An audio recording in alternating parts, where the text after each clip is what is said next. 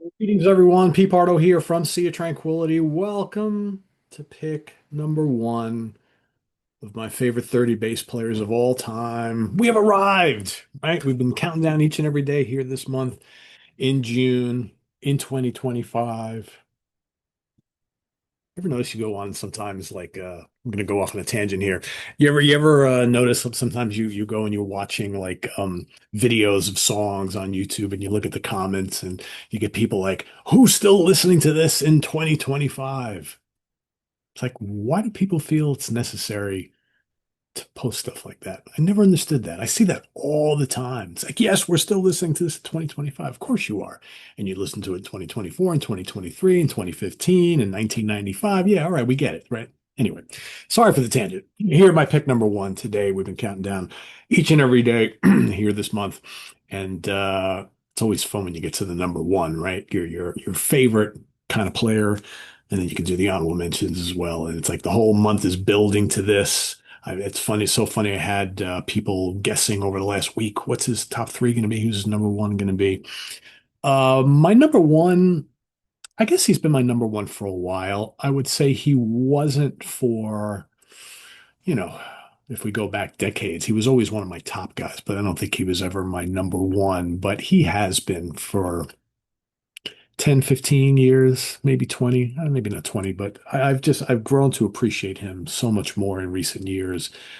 Um, his bass playing to me is just and there are technically maybe you know more impressive guys out there. I think if you look at yesterday, right, Billy Sheehan could be the most overall impressive bass player on my list. But when it comes to what their bass playing kind of means to me and how I pay attention to this person's bass playing in the songs of the band that he was in, I don't really think anybody can top my number one for me anyway, and that is, of course, Geddy Lee from Rush.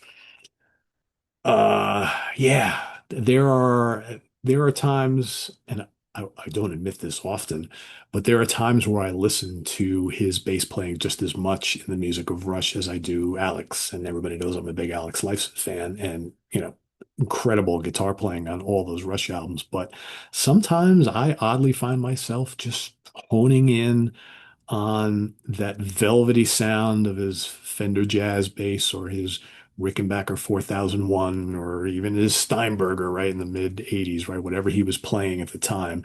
And it's like no matter what bass he's playing, that kind of trebly, very busy and heavy sound of Geddy Lee is always there. And I guess when you're in kind of like a power trio, uh, hopefully the bass is very prominent, and it always has been in the music of Rush. And I think like his really virtuoso skills really started to develop. I mean, he's obviously, the first couple albums, right?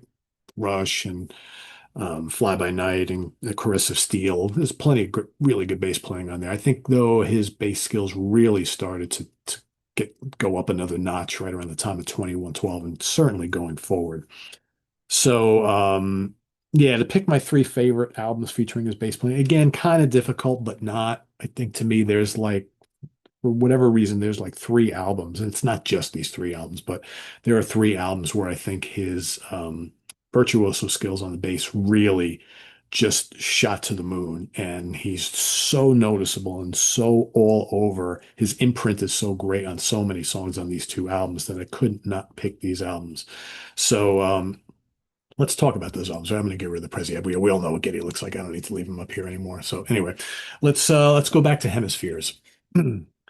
Yeah, I mean that lead bass and those wonderful velvety gymnastic grooves are all over like Cygnus X1, Book Two, right? And I don't want to discount A Farewell to Kings because his playing is amazing on that too. But I'm only picking three here, right? I could just pick a whole ton of them. And Circumstances in the Trees, yes, good bass playing on there, but man, how about La Villa Strangiato? He just kind of takes you on a journey all throughout that song. And again, another one of those, and I did this yesterday when I was trying to figure out the song I'm going to pick. Um, I've always, La Villa Strangiato is so great, not only for Alex's guitar playing, which I generally, that's what I hone in on. But man, you just, again, this whole concept of listening to a piece of music and consciously tuning out certain aspects and listening to one instrument over the others. Like if you just stop and listen to Neil's drumming throughout, it's amazing. If you just stop and listen to everything Alex is doing, it's mind blowing. But stop, and I did this yesterday, stop and listen to La Villa Strangiato start to finish and just hone in on and concentrate on what Getty's doing. It's really impressive. Really, really impressive. So yeah, that's my first pick. Next up is Permanent Waves. Maybe I surprised you on that one. Yeah, he's doing great stuff on Spirit of Radio and of course Free Will, right? Jacob's Ladder. I mean, how about Natural Science? Listen to him burn underneath those riffs of Alex. Ah, it's crazy good. Absolutely crazy good. And of course, this is still in his Rickenbacker days. Excuse me, this is before he went and switched to the Fender Jazz Bass, in which he played, a lot throughout the latter part of the career of the band. Number three, I'm going to go with. I'm losing my voice already. First thing in the morning, I'm picking, of course, this great album, Moving Pictures, which generally is my number one favorite Rush album. I go back and forth between a couple, but usually this is it. Listen to him booming in the background, burning in the background, dropping in those bass pedals right on Tom Sawyer. So good. How about Red Barchetta? YYZ or YYZ, depending on where you live, right? That's a clinic for all three guys. To me, if you listen to like La Villa Strangiato and YYZ back to back, what an amazing performance from all three guys. But man, Getty's just doing some incredible stuff. Limelight, the Witch Hunt, Vital Signs. How about him doing that kind of funky thing in Vital Signs? Just so good. Yeah, incredible, incredible, incredible. And funny enough, as I was sitting here thinking about it, he's actually, I was talking about how he plays the Rickenbacker through most of this part of the career, but there he is playing the Fender Jazz, and I was just remembering that. So I think it's right around this time that he started using the Fender bass quite exclusively going forward. Not that he wasn't playing the Rickenbacker live, but I think the Rickenbacker is more tied to those big, these kind, the 2112 and Fly By Night and Farewell to Kings and Hemispheres era, and then moving forward, he's switching around a bit. So yeah, so those are my three favorite albums featuring his bass playing. As far as my favorite song, again, I wrestled with this because there's a lot of good choices. I almost picked La Villa Strangiato. I'm like, all right, this one I'm going to pick La Villa Strangiato for Getty. I picked La Villa Strangiato when we did the guitarist for Alex, and I'm like, and I might have even picked it for Neil when we did. The drummer month, I don't remember, but so I was like, I can't do that again. So I picked something else, and ultimately I decided to go with which my gut was telling me was had to be picked, and I'm going to go with Free Will from Permanent Waves. I mean, throughout the first half of the song, he's just doing some amazing stuff. But for me, when it really goes absolutely bonkers, is during that bass solo.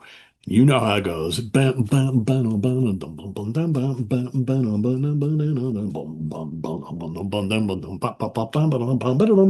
he continues on underneath when Alex is soloing, doing the same shit, and then kicking it up a notch even more. It's crazy stuff.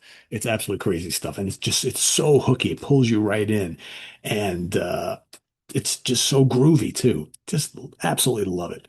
Absolutely love it. To me, it's one of my favorite, like, kind of bass lines, or bass solos in any song by any band. It's just so, so amazing. I talk about how, I remember when we had Steve Harris a couple, like 2 weeks ago. I talked about how one of the things I really appreciate about the early Iron Maiden albums is he would do stuff like that, and Geddy did that all throughout the Rush catalog. Just so good to hear him. I love when a bass player like says, "I'm here, I'm going to do some cool stuff in the background too, but every now and then I'm going to come out front. I'm going to do something briefly, knock your socks off, get back to business." I love that.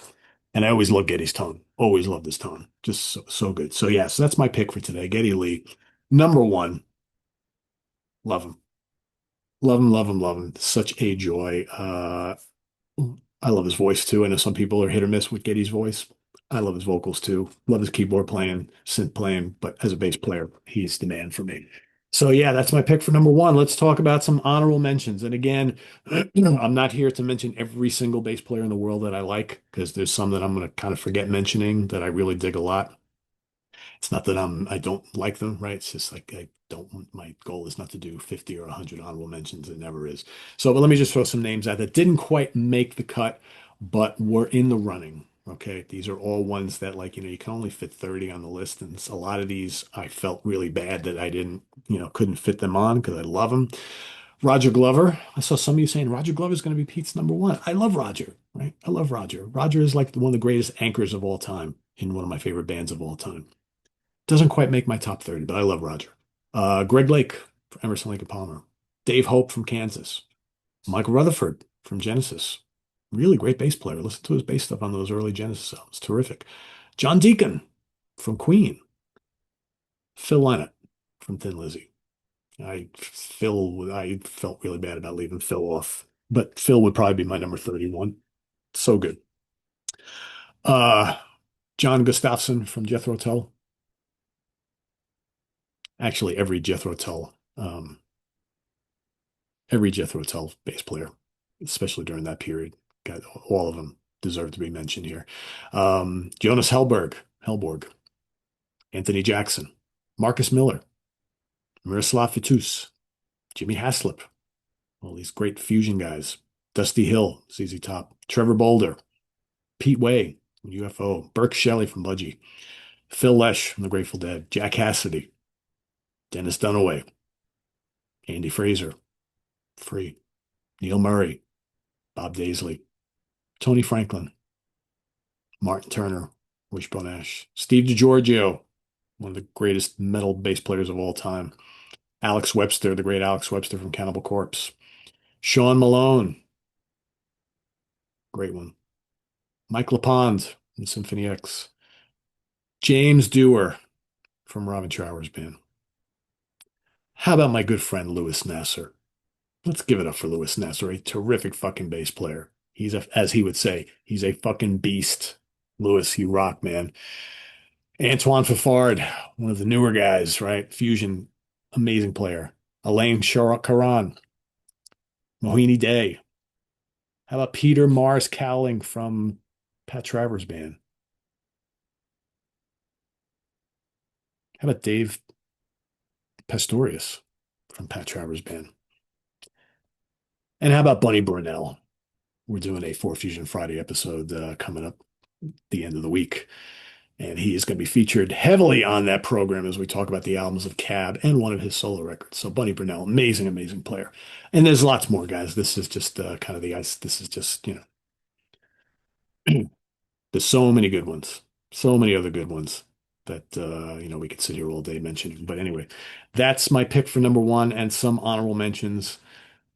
List your number one pick down below and any honorables you might have. And we'll see you tomorrow for pick number 31 of my favorite keyboard players of all time. And again, we're going to be doing the same thing, picking out three favorite albums and favorite song with their keyboard playing in it. So that's what I'm going to be working on tonight, folks.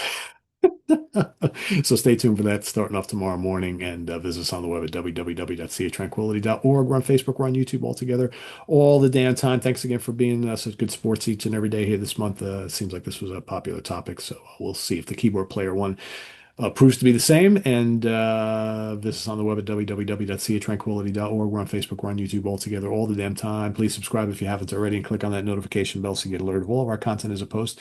And please do hit the like button before you leave. Also, we're on Instagram now. Peter Pardo, SOT is the Instagram name. Come check us out, follow us. Been posting a lot of stuff over there, music related, so come check that out. And yeah, we'll see you soon here with more stuff. I'm Pete Pardo. Enjoy your Monday, everybody. Take care. Bye-bye.